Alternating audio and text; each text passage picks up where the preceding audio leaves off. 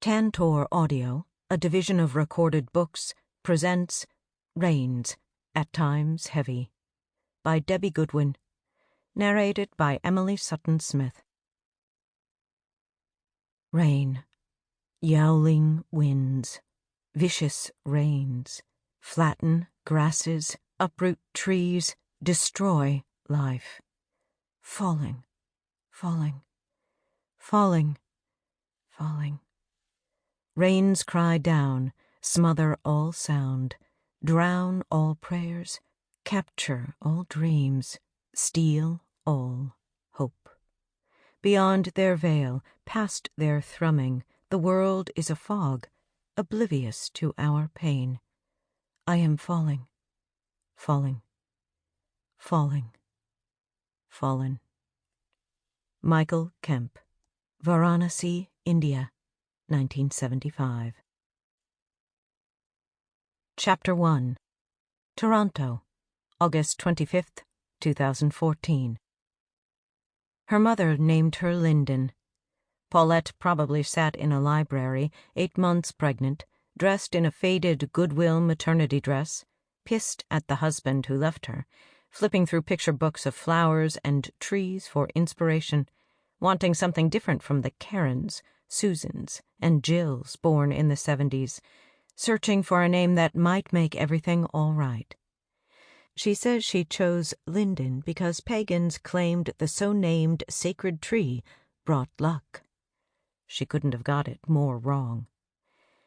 In the park by the Humber River below her grandmother's house, Linden has never seen a linden tree. Only maples, willows, and oaks, many so tall her father could have sat in their shade as a child. Grandma Abby tells her that when her father was little, he loved everything about this park.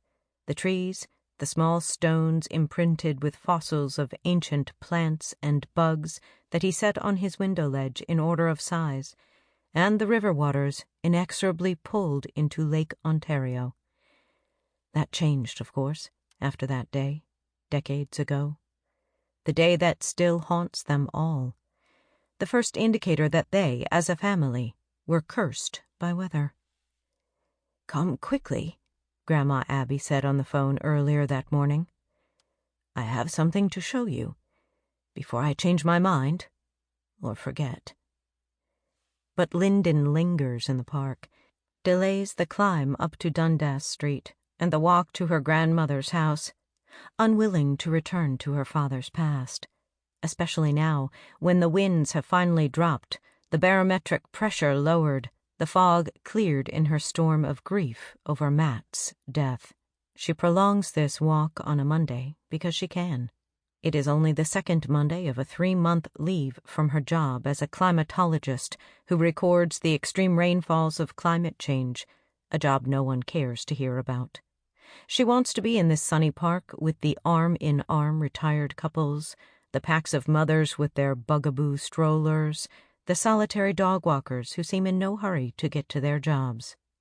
In the days ahead, she will have to find a way to make a good life for Katie and for herself. Figure a way to stay happily single and solvent. But not today, on this day of sunshine, with no rain in the forecast. Her curiosity gets the better of her, as all things related to her father do. By the time she stands in front of the old house, she's out of breath. Grandma Abby's real estate agent has finally pounded a "for sale" sign into the lawn below the towering spruce, but the sign is slightly off-kilter, as if his expectations are low. The Toronto market is hot, but the shabby brick house perched on a hill could be a hard sell. It's one of a dozen houses on a dead-end street, cut off from the rest of the residential neighborhood by a grocery store, a car wash, and a noisy auto repair shop on busy Dundas Street. Inside the house, the rooms, once so connected to Linden's every childhood emotion, have been stripped of their ghosts, wallpaper torn down, walls patched and painted in a shivering white.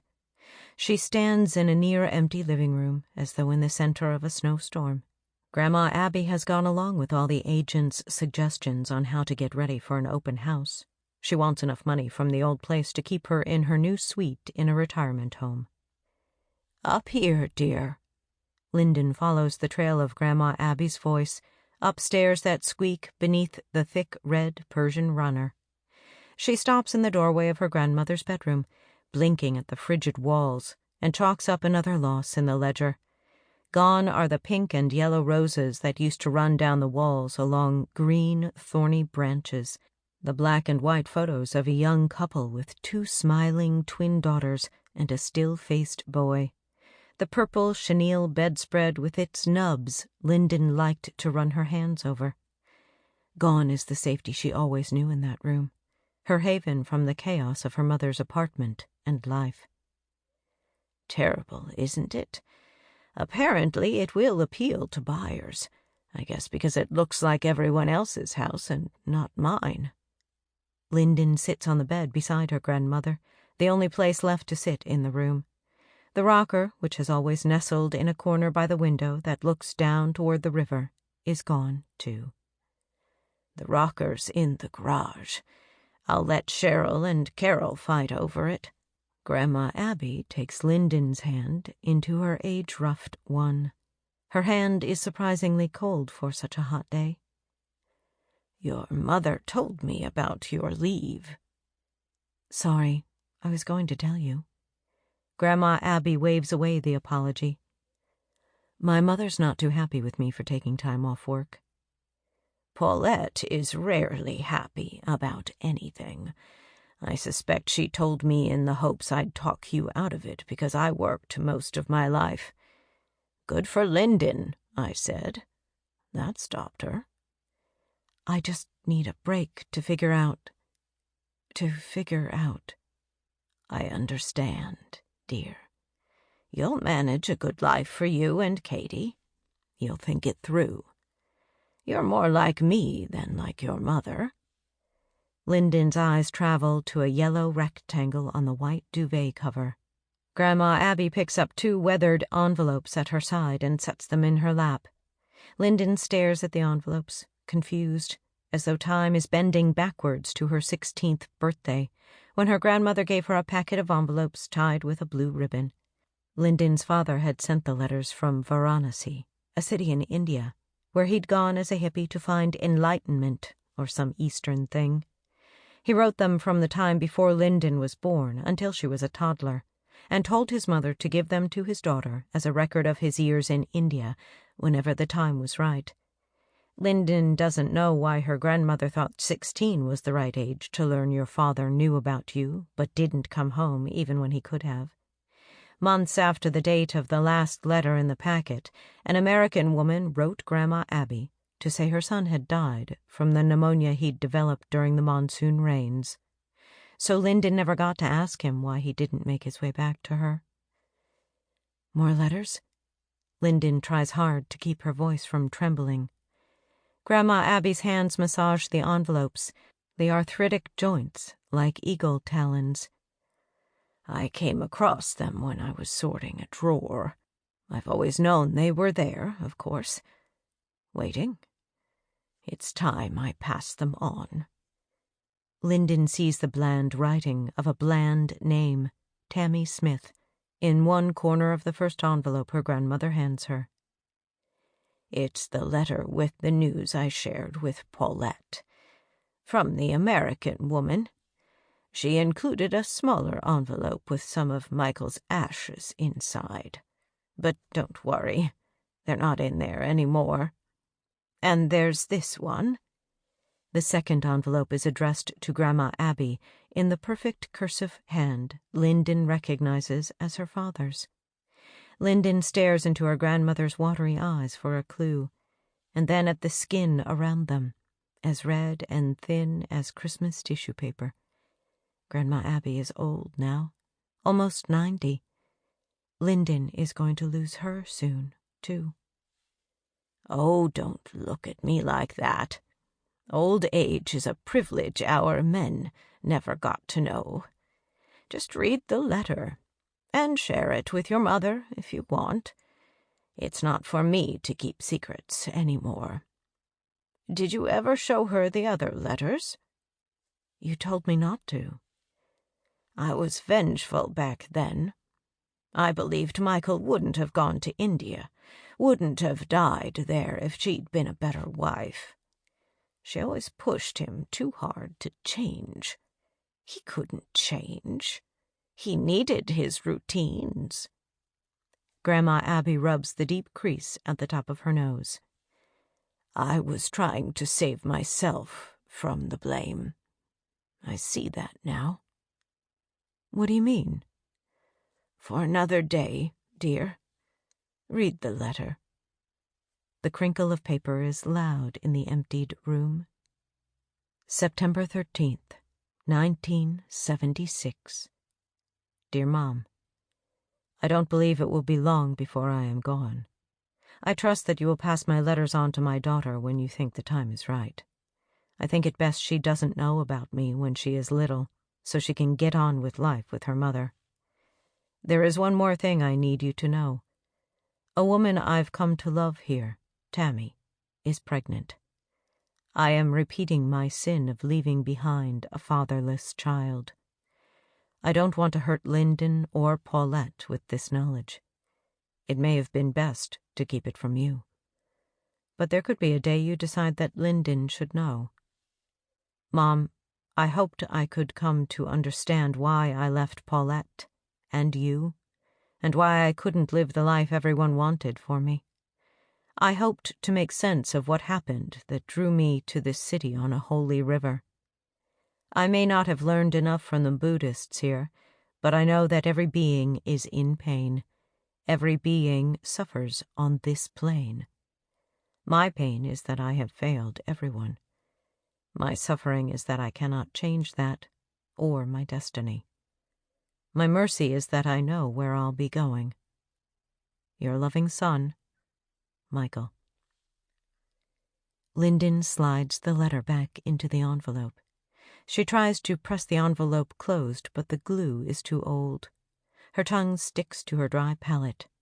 She searches for the right words to calm the fresh turbulence stirred up by a long-dead father.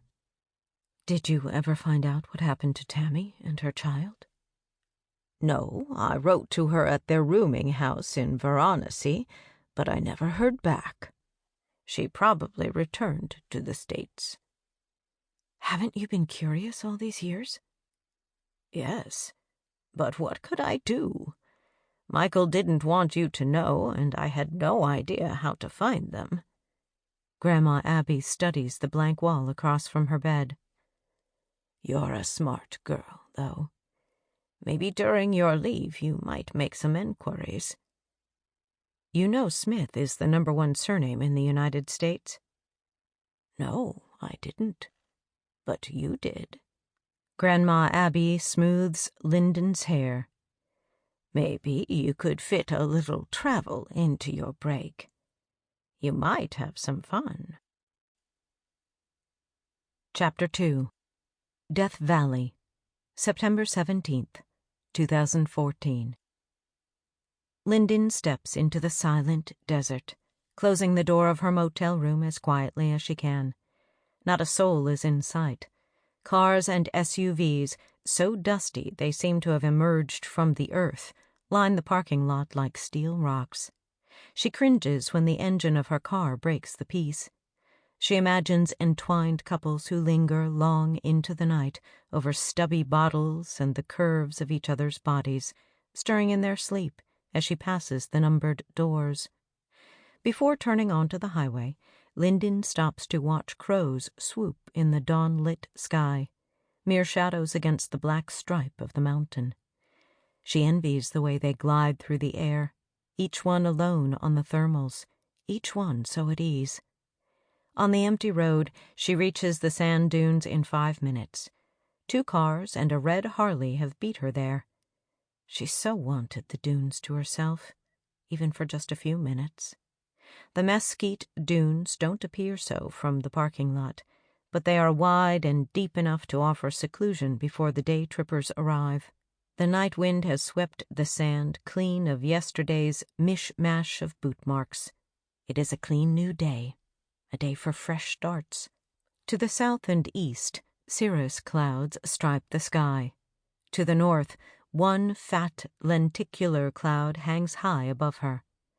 Why hasn't she brought her camera? Or at least her phone? That cloud would look good on the bulletin board back at work. The nerd board, where they all post their best weather shots. She won't think about work. She won't let her memories of Matt swallow her up. She won't think about her guilt over leaving impressionable 10-year-old Katie with her mother for the week. She will enjoy Death Valley. She will. It has always been her favorite place on Earth, partially because it is so dry no one talks about hurricanes, monsoons, or torrential downpours here. And since she's never visited the park in the depths of winter, when rain was more likely, it has become the only place on Earth where she never feels her usual compulsion to constantly check the weather forecast. "Hello." Linden turns to see a backpacker type in his 20s. She murmurs hello back and hopes her unsmiling bitch face will scare him off. The man sounds British, but might be German with a good education in English. So many Europeans come to Death Valley, seeking the Wild West of old cowboy movies. In the park restaurants, she hears as much French and German as English. "I've been here 3 times. You?" Does the idiot not understand walkers come at dawn to be alone? "A few times." She and Matt visited the park 4 times, but she has no wish to compete. The first time, before they were married, they were on a driving trip through California. It was summer, and the desert air as hot as a hairdryer. They spent just 1 day and 1 night in the valley that time, but knew they'd come back. Katie was conceived on their 3rd trip, in a motel bed between hikes in canyons and drives to the highest points of the park. Linden believed, foolishly, that a child whose beginning was in the desert would be immune to the dangers of rain. "I'm headed to that big one." The man is beside her still, pointing to a dune that might be 40 meters high and a good half-hour walk away. "Which do you believe gives the best perspective?" German, Linden decides, from the stilted sentence. "I like the little ones." She heads off toward the row of low dunes, knowing the man won't relinquish his conquest of the tallest dune to follow her. She didn't plan to hike that way, but she does admire the flow of curves, half lit by the rising sun, half in shadow. Once, Matt said the smaller dunes reminded him of breasts. She smiles at the memory. On the dunes in front of her now, the wind has fashioned nipples on the peaks. She remembers how they made love in the heat of the day after a dune walk, with sand scratching their skin and every pore of their bodies open in the air-conditioned cool of their motel room. A memory far softer than the ones that usually cut her. Once the German is out of sight, Linden hikes toward a larger dune. Walking sideways, allowing each foot to sink in before she lifts it for the next step, she climbs its slope. The only sounds are the slithering sand under her feet and her own breathing. When she reaches the crest, she tightrope walks along the spine, so high above the desert floor she wants to pound her chest and yell like Tarzan. Not Jane. Tarzan. Badass. That's what she wants to be. No longer the sad widow who everyone pities, a woman who can live with her past and get on with her future. Alone. Up high, the wind has left wavy lines on the dune's ridges, a pattern broke here and there by the night tracks of a snake or the prints of a kangaroo rat. Both creatures have taken shelter in the cool sand beneath her feet, the rat having sucked enough moisture from the night air to survive the day without water. Kangaroo rats would outlive them all. On a ridge in the distance, a human figure, taller than the German, mirrors her motions. Instead of annoyance, she feels a camaraderie with a stranger experiencing the same solitude and beauty as she is. Both the dry air and the silence must be working their magic on her, softening the badass. The fragile glory all around her is heartbreaking. The emerging sun colors the wisps of cirrus clouds, first pink, then orange, then red. Over her shoulder, the lenticular cloud floats above the earth like a giant orange balloon, stringless and abandoned. If only Katie and Matt were sleeping in her empty room, she'd rush back to tell them about that cloud, and they'd laugh at her. "Mom and her clouds," Matt would say. At the end of the peak, she sits and looks out over the smaller dunes as they taper into mesquite-dotted sand flats before ending at the solidity of the mountains. Beautiful is too simple a word for this place. Its wildness, its forlornness command stronger language. Elemental, eternal, empty, endangered. Matt was the wordsmith. She measures rain and sun hours. But in Death Valley, she and Matt merged together into a state of awe. Linden watches while the sun wipes away the dunes' shadows. Matt never shared her love of rising before dawn to wait for the sunrise on the dunes. He left the early walks on the dunes to her, waited in the room, read his magazines, made notes for articles, drank his coffee. It was as if he knew she'd have to live with solitude. Did he? Did he understand he was preparing her to be alone? She runs down the dune's slope, digs in her heels and slides, the sand jumping around her feet. Her heart whoops at the joy of it, pumping out sadness before it can settle in. At the bottom she stops, catches her breath, and realizes she is happy for the first time in 2 years. There is magic in this place. She made the right decision to come back here. Perhaps she'll make the right decision about reaching out to a new, nearby brother. Working her way across the dunes, between, over, and along them, she is surrounded by sand with no clear path back to the parking lot. The sun is up now, the sky clearing itself of clouds like eyes shedding sleep. Her shadow stretches on the sand, giving her long, stick-like legs. She hasn't brought a sun hat or sunscreen. She thought only of getting to the dunes before the sun. The lone figure is closer now, descending a ridge above her. He moves along with a tripod, stopping every so often to take a photograph. Crisscrossing her way back to the car, Linden comes upon him in a gully, bent over his camera. Before she can turn away, he stands up and turns to her. "Beautiful morning." She has to say something. "It is." The man bends down to look through his viewfinder again. "It's going to be a hot one." 45 degrees. Then, realizing the man is probably American, she adds, 113. He looks at her again. His face is shadowed by a blue baseball cap, but Linden can tell he is near her age, maybe a few years older, mid-40s perhaps. She feels her face redden under his quizzical gaze. "Did you get a picture of that big cloud?" "Yeah, it was awesome. I thought we might get some real weather, a storm or something." Linden knew the cloud would vanish. Lenticular clouds come like gifts with the cooler night wind, bumping over the mountains, only to dissolve in the dry desert heat of the morning. "Guess not.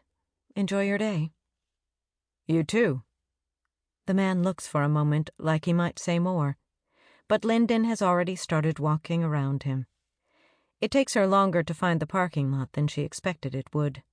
She is a scientist, for God's sake. She should have a better sense of direction. But with no straight path, she winds her way around the natural curves of the dunes, sometimes going backwards before going forward again. When she finally arrives at the parking lot, her water bottle is empty, her throat and mood both irritated.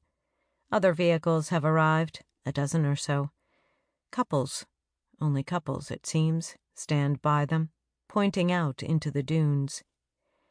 Back at Stovepipe Wells Village, the service area for that end of the park, the day is on. Cars drive in and out of the gas station or pull away from the motel. Families wander from the restaurant back to their rooms. Linden pulls into her spot beside a red Harley. The man from the dunes sits in a chair under the sloped tin roof of the porch, a mug beside him on the cement floor, his camera in his lap, his legs stretched out on the low stone wall. He made it back to the motel faster than Linden, a lot faster. And if that isn't enough to annoy her, there is something about how relaxed he is, how his flattened, dirt-colored hair looks like a man's just out of bed, that makes her stiffen. "Hello again. Can I offer you a cup of joe? Best you'll find in all of Death Valley." Sounds tempting. And it does. The aroma of freshly brewed coffee floats from his open door. "But I'm going to clean up." "Later, then. I got some awesome shots of that fat cloud you liked." Linden's murmur is lost in the buzz of her keycard. She doesn't remember telling him she liked the lenticular cloud.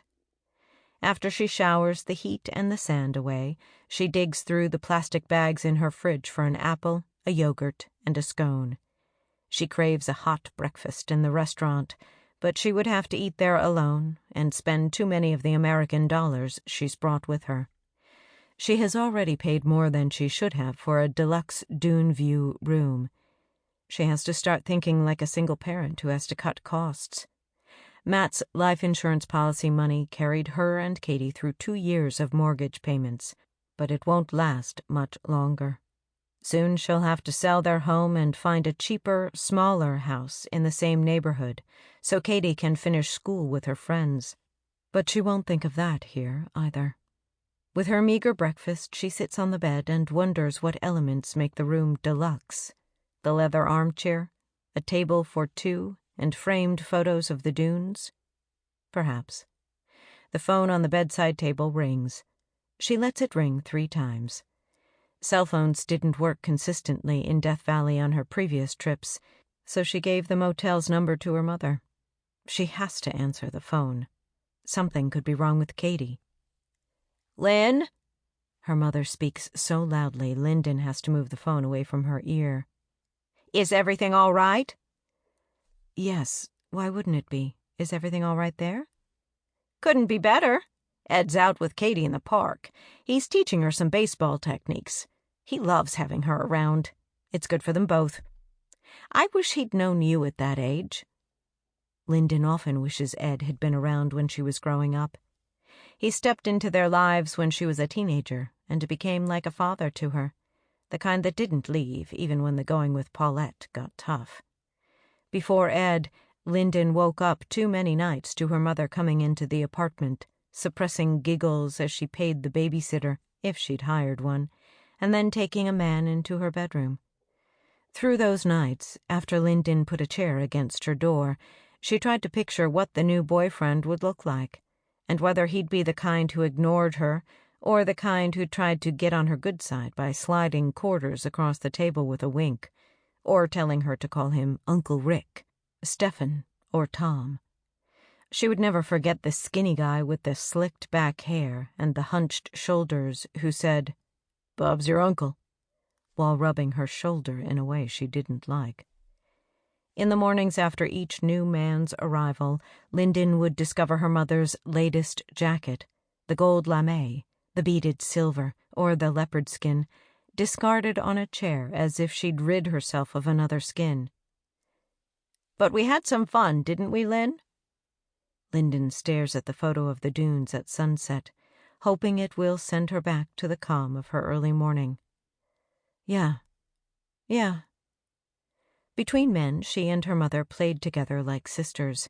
Days of tea parties with tiny cakes from Linden's easy-bake oven, and balloons rubbed against their thighs until they stuck to the kitchen walls. And nights of choosing new colors for the living room walls, painting nails with polka dots, and watching old Cary Grant movies with popcorn. "Are you still there, Linden? Katie misses you. I don't understand why you had to run off. You're only thinking of yourself. You can't do that. Not when you're the only parent." Irony frequently escapes her mother. "I didn't run off. I told you when I asked you to take Katie for a week that I needed some time alone to think. And, may I remind you, you said you'd like some time with your granddaughter." "Yes, but how do you plan to explain to Katie that you're not going back to work when you get home? No matter what, I always worked." Following the thread of her mother's conversation was like trying to figure out the path of a tornado.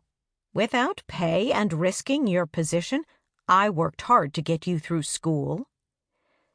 "My position is fine." Linden gets up from the bed and paces as far as the telephone cord allows. I've explained all that to you. Now I just want to get out and enjoy the few days I have here. Stop yelling at me. Sample complete. Ready to continue?